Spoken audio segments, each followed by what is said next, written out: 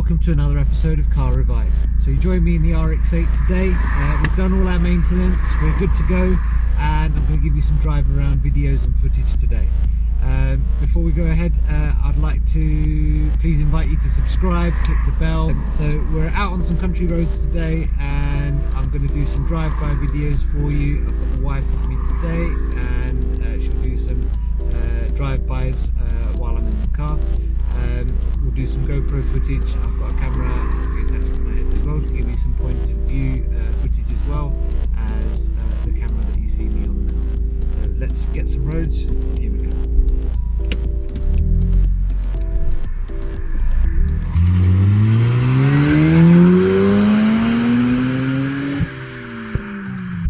First thing I'll say is I'm probably glad that I did not go for the cutting off of any more silencers. The 12 sport exhaust at the back was enough.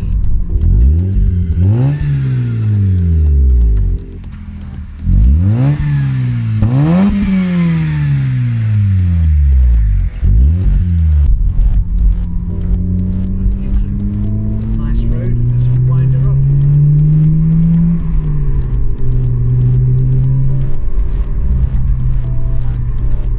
There is some crackle and overrun just as you lift off, which is nice.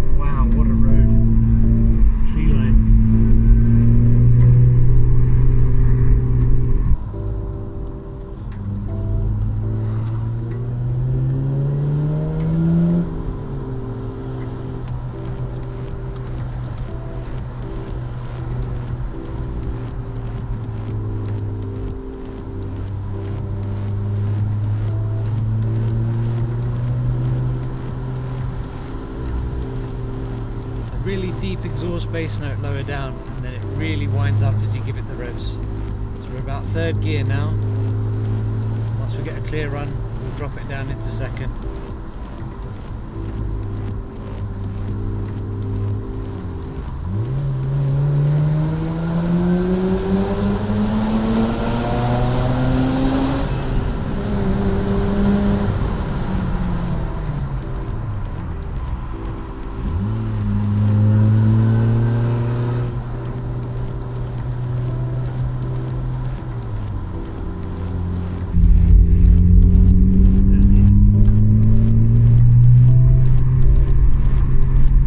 Changes have become massively better after the oil changes that I've done. We've got a collapsed tree.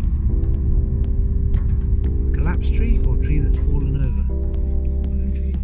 Okay. Thank you.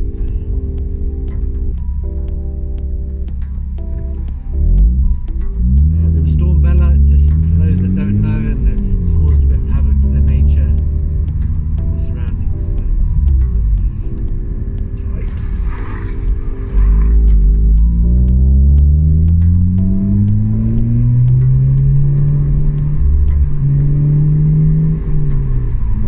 This car feels very planted, very confidence inspiring when you throw it into the bends. I know I've not got the best tyres in the world on at the moment, so that would only further increase that.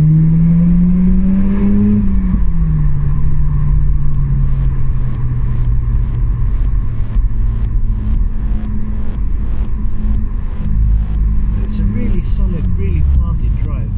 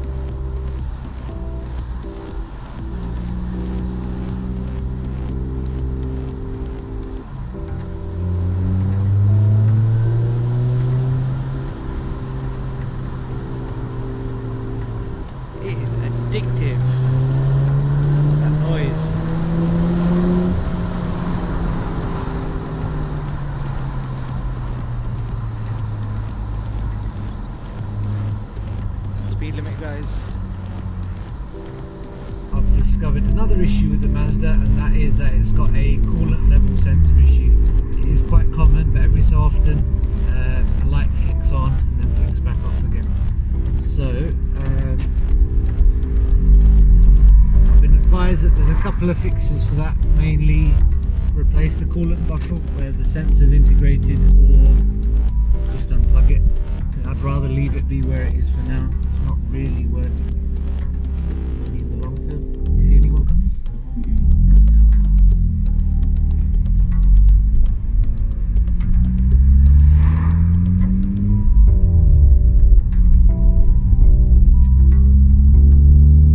The brakes are good. The sound is good. The overrun is nice. When you wind her up, she really goes. We could do the compression test just for peace of mind for the engine, but I feel the reading should be pretty good given the pull that is there when required. So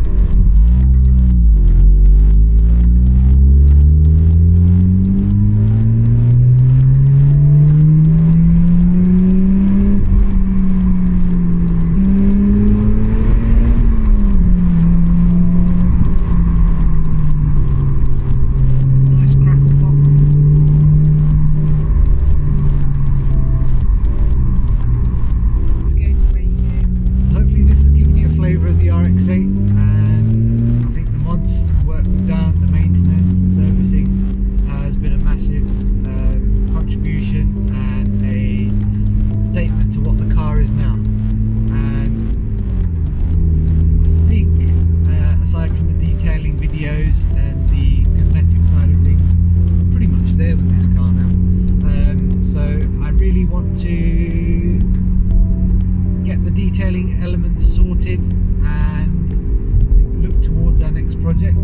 I have alluded to, and you may have seen the eagle-eyed viewers among you, that there is another project on the cards. I will reveal more in the next episode. But for now, we're going to continue to enjoy this RX8 a bit more. A lot of people go as far as turbocharging, supercharging, and that sort of thing with these cars. But I think considering the nature and the type of build this was, budget build, I think we really don't want to get too carried away with it and stay true to the channel that we are, which is to revive cars